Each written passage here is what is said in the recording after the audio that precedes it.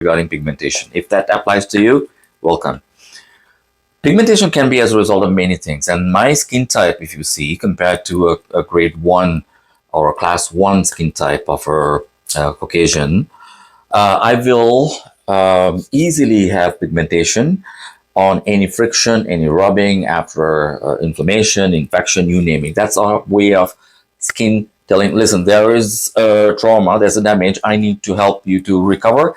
I need to protect the skin because the ultraviolet rays, the heat, visible light is going to cause damage into the deep layers where the cell division happens, which can lead to a precancerous condition. So therefore, I'm going to protect it. The way they'll protect it, bring more of the melanin because it's going to reflect the ultraviolet rays. So they think that's the way to protect it. So that's how, well, I want to believe that we had survived until today. But then again, sometimes it affects on our self-esteem and self-confidence. And I'm going to share my experience with my clients, what I do. So there are difficult ways. First thing and foremost is to see, is there a medical reason? That's how my brain works, because there are some medical reasons which will, like Addison's disease, right?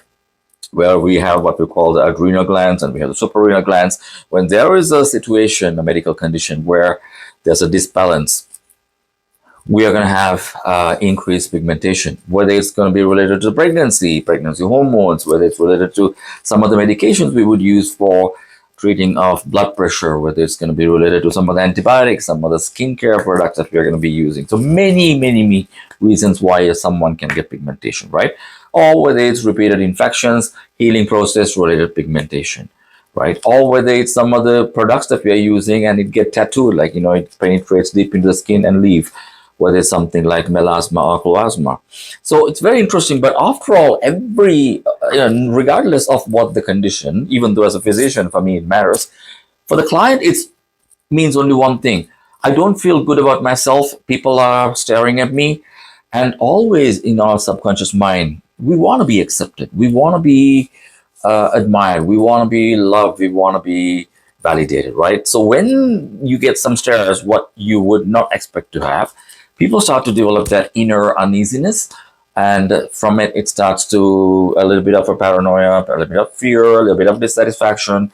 The unfortunate thing is then it will start to be attracting more of the negative stuff. And then it is a very closed vicious cycle. So there are ways that we can help identifying whether there's a causing factor, triggering factor, or a factor which can bring it back, as long as it's not perfect. See how we can prevent it coming in. For example, someone who always rubs, or someone who's always having no sunscreen and facing the sunlight from long drives, for example. I've got truck drivers who go on long drives and they have one side of the face more pigmented than the other. And also I have some people where their habitual way, when they're thinking, they don't realize it, is to rub somewhere, right? We don't realize it. But when clients come in, that's some other things I'll observe, and then they'll say, listen, were you aware that this happens? And I say, no, I'm not. And there are situations, very funny, when, you know, I've got beautiful, great clients, loving clients, when they come in and with the consent of the client and they say, you know what, you want someone to just video when we are going through the discussion, and then they'll video the family member. And then guess what? They'll see the person is like literally doing some of the things that they'll come for. For example, someone will come and say, I have pain in my finger, or I have pigmentation here. So we are saying, you know what, there's highly likely this is the thing, and they say, no, I'm not. So I'm not talking to the client on a deep discussion about something. And guess what? When I'm giving some challenging questions, the client is already doing this, but they're maintaining eye contact. They don't realize it. It's so interesting. When we play back, that's patient education. For me, that's patient education, right? Creating awareness. And that's the reason you're watching this video. So I'm very thankful for you. So there are situations where we don't realize it, but it happens, right? So our therapeutic alliance with our clients is to understand and give an insight into it, and then give our knowledge and skills to help you out. And that's the way we will maintain your trust, right? So there are different ways, once there are no other reason for it, to get the pigmentation managed, whether it's going to be very surface ones. We can use something like chemical peels. All my clients would ask, oh my God, is my skin going to peel? Yeah, there are medical grade peels, which are like the TCA peels or Jessner peels, very deep penetrating. I use them for acne remodeling, scar remodeling, Obviously, it has to be closely monitored, very well counseled about the downtime, which means from the time of treatment until you'll have normal appearance very close to. So those are important factors to discuss. The expectations to set up what to expect it. But there are also very mild ones where you would apply it today and then tomorrow it's like nothing happened.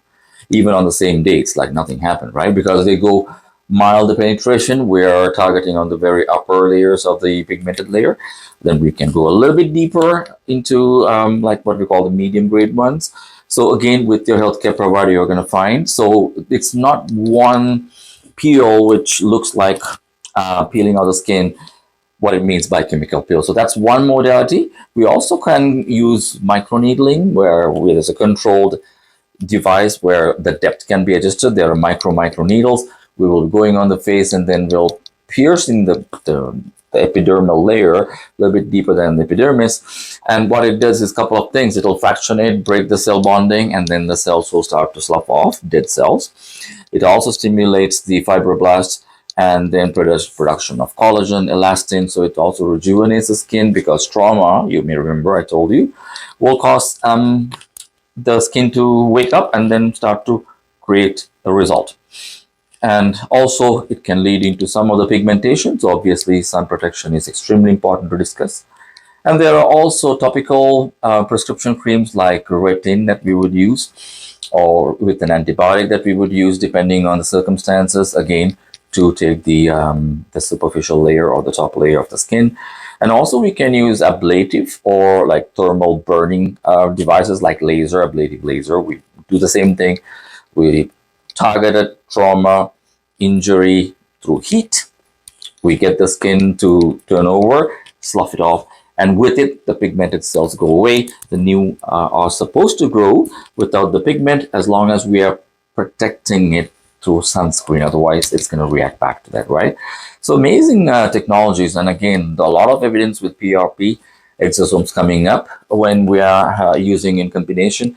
And also the skincare routine. There are great skincare routines where you'll have peelers built into it, with exfoliants built into it.